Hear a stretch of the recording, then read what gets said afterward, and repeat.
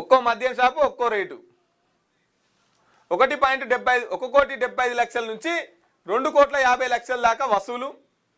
కొత్త మద్యం షాపుల లైసెన్స్ పేరిట అడ్డగోలు వసూలు 50 కోట్లకు పైగానే.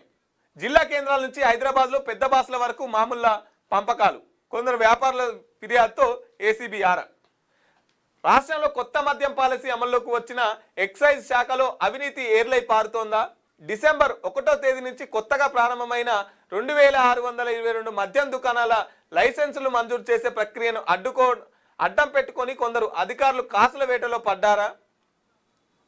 డిమాండ్ను బట్టి షాప్కో రేట్, అధికారికి వాటగా అన్నట్టుగా వ్యవహారం సాగుతోందా? నిబంధనల పేరుతో బయటపెట్టి ఒక్కో దుకాణం నుంచి లక్షలు గుంజుతున్నారా అంటే అవునంటున్నారు కొత్తగా షాప్ దక్కించుకున్న వాళ్ళు. రాష్ట్రంలో 2,620 మద్యం దుకాణాలు ఉండగా గత ఏడాది డిసెంబర్ 1వ తేదీ నుంచి కొత్తగా మద్యం పాలసీ అమల్లోకి వచ్చిన విషయం తెలిసింది. నవంబర్లో లాటరీ పద్ధతి ద్వారా దుకాణాల కేటాయింపు ప్రక్రియ పూర్తి కాగా షాపుల ప్రారంభానికి ముందు ప్రొవిజనల్ లైసెన్సులను జారీ చేశారు. ఆయా షాపులన్నీ నిబంధనల మేరకు ఉన్నాయంటూ స్థానిక అధికారుల నివేదిక ఇస్తేనే ఎక్సైజ్ సూపరింటెండెంట్లు పూర్తి స్థాయి లైసెన్సులు మంజూరు చేస్తామని దీని ఆసరగా చేసుకుని రాష్ట్రంలో దాదాపు 60 కోట్ల మేరకు వసూల పర్వానికి తరలేపు. ఎన్న లేదు స్కామ్, అన్నిట్లలో స్కామ్ అయిపోయింది. పోరి ఇటు గవర్నమెంట్ వాళ్ళు చేస్తున్నారు, అటు ప్రైవేట్ వాళ్ళు చేస్తున్నారు.